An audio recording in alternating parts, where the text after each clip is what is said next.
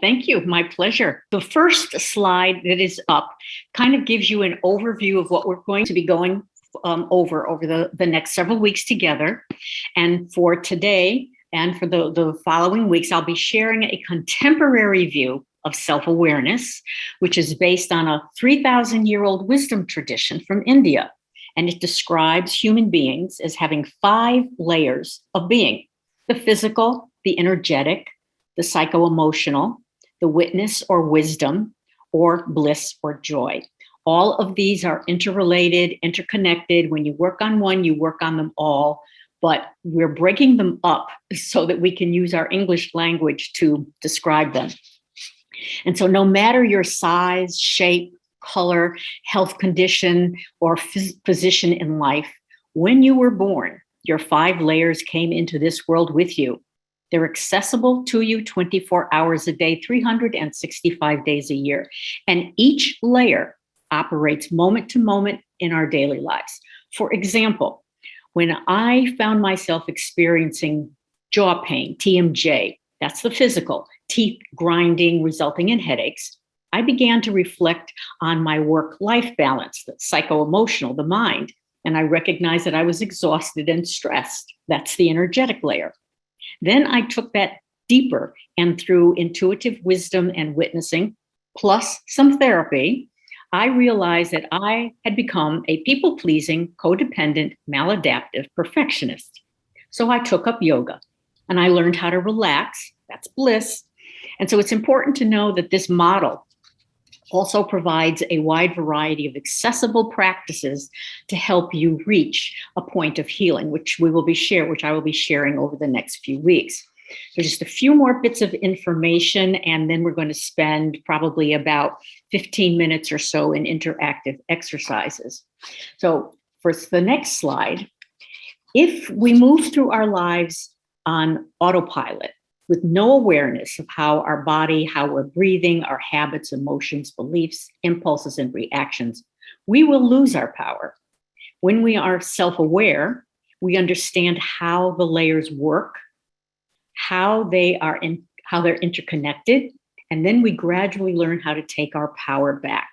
We gain a better understanding of how and why, and the why is really important. We respond or react the way we do to what life presents. Our choices become conscious, our responses become healthier and more productive. This requires attention and time and effort, but as they say, the juice will be worth the squeeze. So having a mental picture of these 5 layers is a helpful tool. That's why you see these Russian dolls on the screen, because one layer is nesting inside the other as a way to think about it. When we view our layers this way, typically the largest doll represents our body, because that's what's up close and personal to most of us. It's our first layer of self-awareness, and the other layers are tucked inside. If you approach this more from a philosophical angle, that larger doll represents bliss, and then the smaller dolls follow, with the smallest doll being the physical body. And our job and trying to heal ourselves is, however we look at this, is to make sure that we go back to understanding who we truly are over and above our body. So we're going to begin this week with our first layer. This is our body, and it's our environment. And most of us start our exploration here because our body is visible. And even if we're not happy with some of it, it is available to us through our 5 senses. And no matter our mental or physical health status, we can heal. And that is very different from fixing or curing. Because healing means to make whole, to have harmony and a sense of well-being in body, mind, and spirit. Curing is more about fixing problems, eradicating disease, and eliminating symptoms. We can all be healed, even if we're not cured. And many of us can be cured and will be cured without one little bit of healing taking place. So to recognize and work with our first layer is crucial, because our body, it's the vehicle that moves us through life that we carry with us. Now, moving through the layers, there are 9 steps, and we will be covering all of them over the next few weeks. So as we go through this, you're going to be introduced to those 9 steps. Step 1, which we're going to deal with today, is becoming aware of your body and your environment. And when we pay attention to this layer, remember, we're affecting all the other layers as well. So, and your home and your environment is you can consider that to be a part of your body, because it is an extension of your interests, how you feel. And research has been done to show very clearly that your surroundings will definitely have an impact on your mental well-being and possibly your physical. So now we're going to prepare to move into some physical exercises. So few just instructions. Your shoes can be on or off, but if you're in a place where you can take your shoes off, that's even better. You want a comfortable place to sit, either on your mat or in your chair. If you are in a situation or you have a condition where parts of your body are unable to move, or you simply just don't want to move, do your best to visualize your body going through the movements in your mind. The main goal of all of this is to help you develop and improve your powers of awareness, observation, and witnessing within your body. Even the parts of you that might be uncomfortable, you will at least notice that this is uncomfortable, and I don't want to really be in this part of my body, and I don't want to really feel this part of my body. But your awareness of that is what is important. So as we go through these exercises, keep that in mind. The first thing we're going to do is a body scan, just a quick movement through the body. You can keep, if you can keep your eyes closed, that's fine. If you need to keep them open, just have a soft gaze and look downward towards the floor. This will take just a couple of minutes.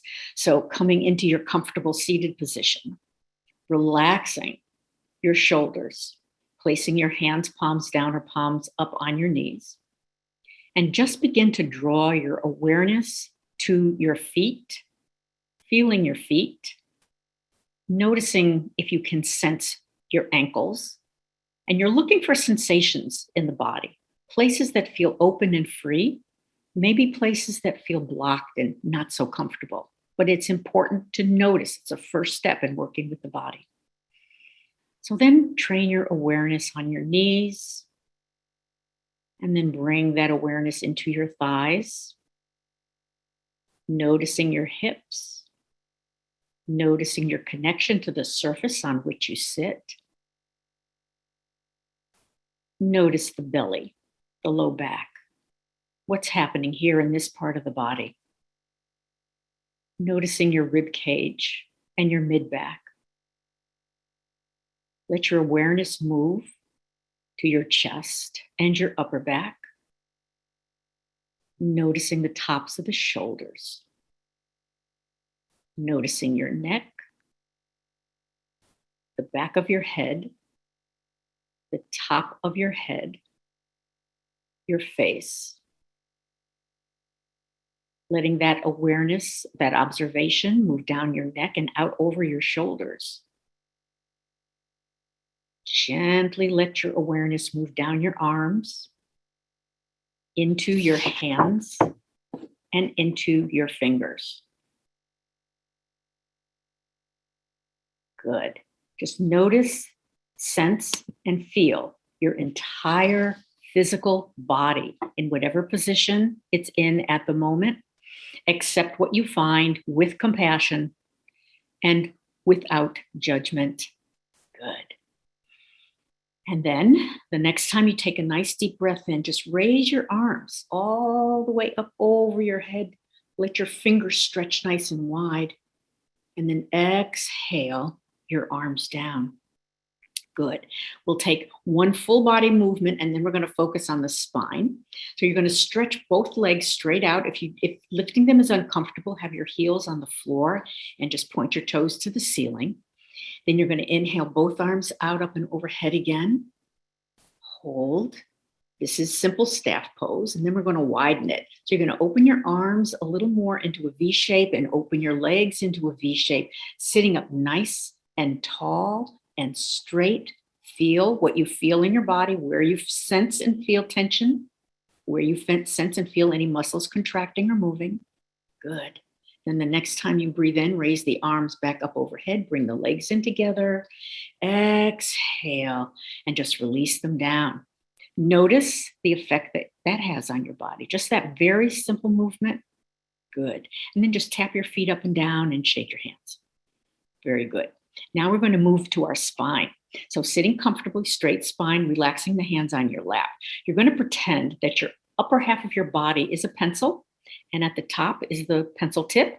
And you're going to make circles on the ceiling with your upper body from your hips all the way up to your head. So you just begin making these nice big circles, nicely going around and around in one direction. We're just going to do a few of these, but this is very good for loosening up the muscles at the low back. And it also happens to be very helpful sometimes for your digestive system. So you're going to notice the direction that you are moving in. Good. And then the next time you come around the center, you're going to pause. And then you're going to make those same nice, easy circles in the opposite direction. Probably going to do about 6 of these, I think. Just feel and sense your body. Notice whether this feels good. If it feels very unhelpful and not comfortable, you stop. You don't do something just because someone tells you that you should, if it doesn't feel right on your body. Good. So the next time you complete that circle to the front, sitting up nice and tall, just exhale, relax the breath of the body. Now, leaving your hands on your thighs with the palms down, you're going to sit up tall and you're going to press your chest and your chin as far forward as you comfortably can. Then when you breathe out, you're just going to round and slump it back. And then you're going to just, at your pace and speed, inhale coming forward, exhale releasing back. This works the vertebrae in your spine, and it's very helpful because your spinal cord moves down from the brain to the body through the nervous system moves through the spinal cord from the brain to your extremities through your vertebrae. So keeping them nice and flexible is very important. Just do a couple more. And actually, I'll just mention that there was a yogi who did an entire master's thesis on this one exercise and its benefits for low back pain. So the next time you inhale forward, just sit nice and tall.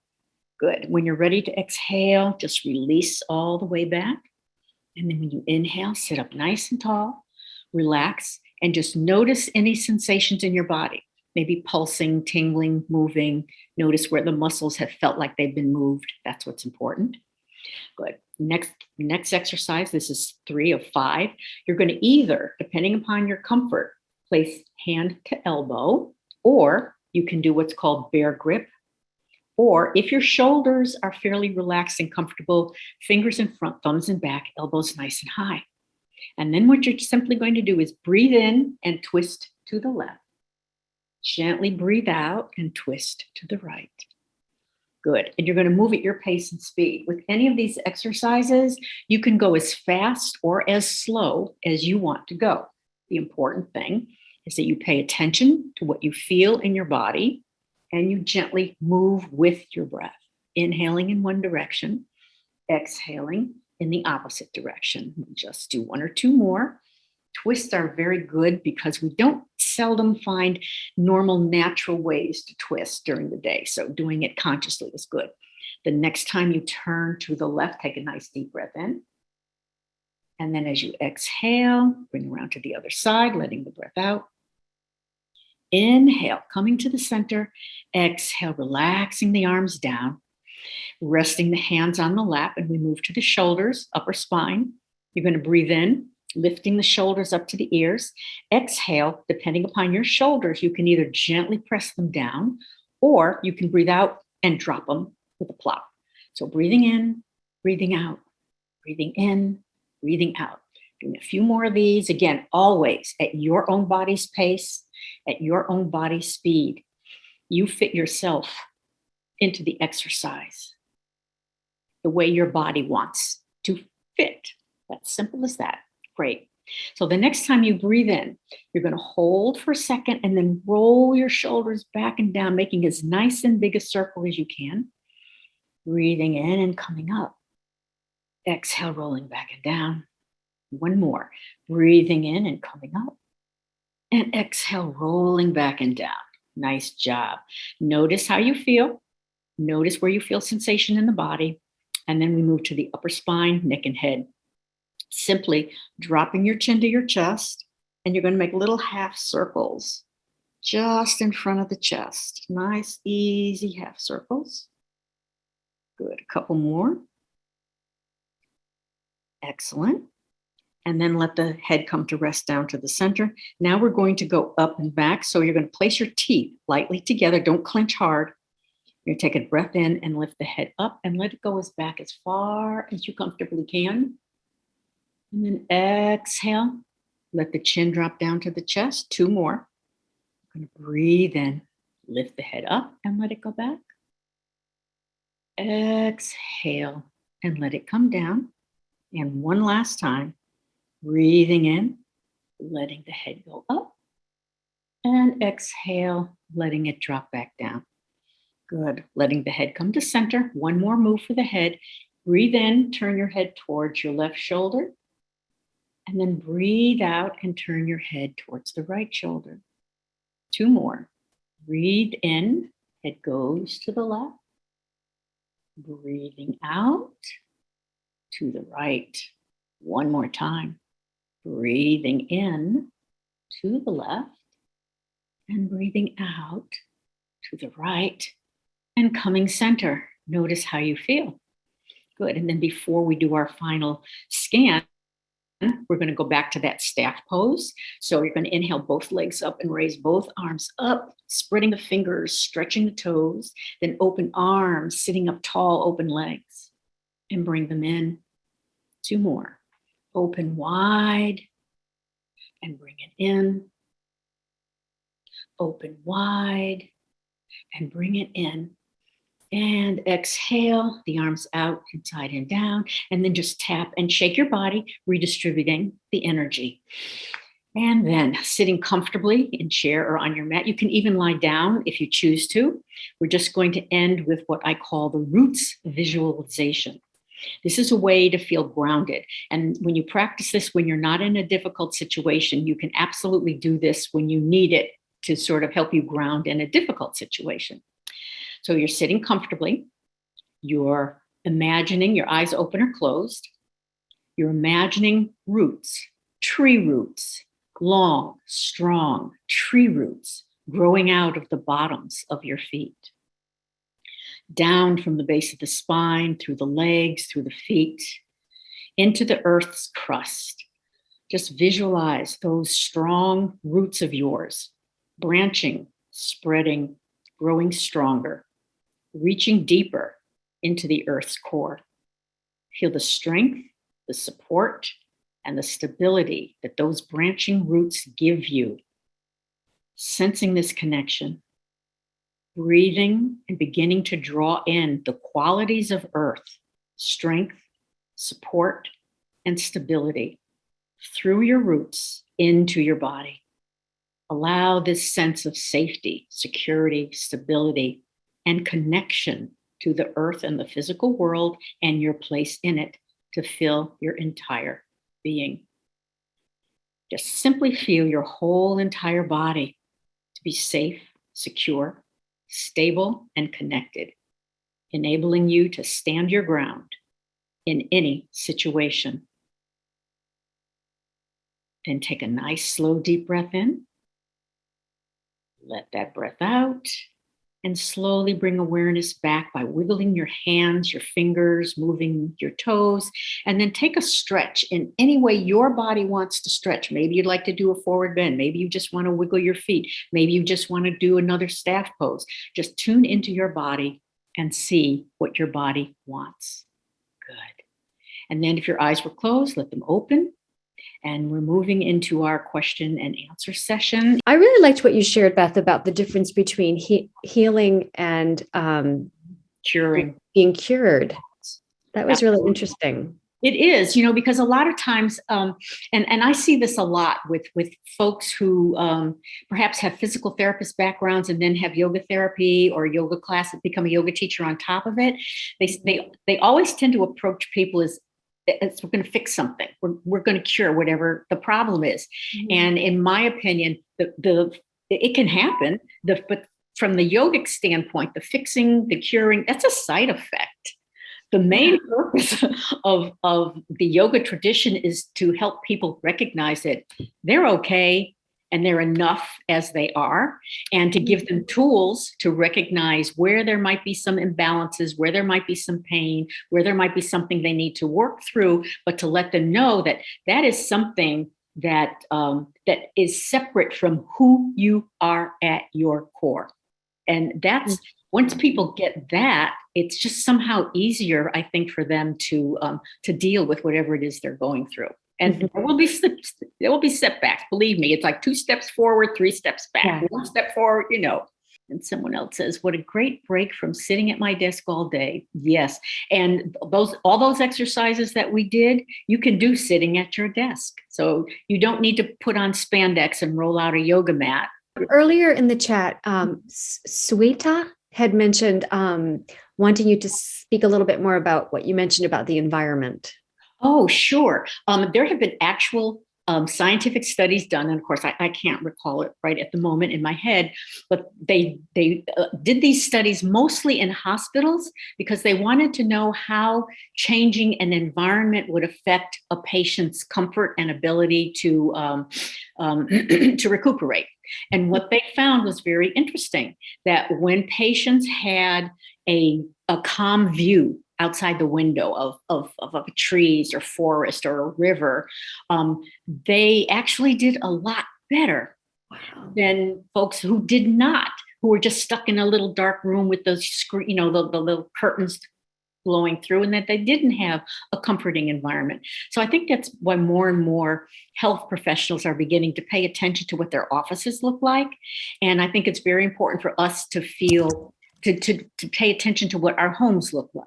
For instance, in my home, I can go with a certain amount of clutter for a couple of days. Beyond that, I feel my energy just drain, get heavy, and drop. And then I know I have got to straighten up. And people are very different, but I think it's important that no matter whether you live in a cold water flat or a fancy mansion, if you're not comfortable and in your environment, then it is going to have an effect on your physical body and on your mental being. And I mean, I'm sure all of you have had experiences where you walked into a certain environment and you went, and other places where you've walked in and you just got the heebie-jeebies all of a second. That was from the physical environment that you walked in. So as much as we have to pay attention to our physical bodies and what we need to do to take our power back and care for our physical bodies, we also have to do that for our environment, and then by extension, the whole planet, because everything is connected. Ultimately, even physicists, I mean, I had to write a 30-minute paper on unsolved mysteries in physics for one of my writing groups. And what came out of that was that both physicists and mystics and philosophers basically agree that everything is connected, because when you, from the physicist standpoint, we're separating everything, finding out the smallest particles, et cetera, pulling everything apart. And what do they come? They say everything is connected. And of course, philosophers and mystics have said that for centuries. So if that's the case, then we're all connected, and we're connected to our environments, and we're connected to the planets. And our physical body is the main vehicle we have to make those connections to start. Somebody wants to know what drew me to this practice. Oh, for myself. Well, you remember, if you heard the first part of my speech, you heard that me say that I have grown up based on my upbringing as a people-pleasing, codependent, maladaptive perfectionist. And I got to the point where I was just stressed out and a mess, just a total mess. And so I have always loved books and libraries. So I went to the library and roamed the shelves. And I just happened to pick up this book by Richard Hittleman. He's long gone from the planet, but it was titled The 30-Day Yoga Program. And I wasn't going to classes or anything. I was like, ew, I don't know what that is. I can't stand on my head. So I took it home and I just went through it. I did the things that I could do, and I noticed an immediate change in how I felt in my body. And then, of course, that kind of reverberated up to being calmer. And then at some point, I convinced myself to go ahead and try a class, and I was hooked because I knew how it made me feel. And I was like, this is amazing. Next week, we're going to move into the second layer of self-awareness, which is the breath. So we will be repeating one or two or portions of the physical work that we did today, but we will be adding in some more breath work, some simple, accessible practices that show us how we can use our breath to kind of alter our mood, to energize, to relax, and to balance. And be sure to take anything that you picked up here that was helpful, do it on your own. That's the point.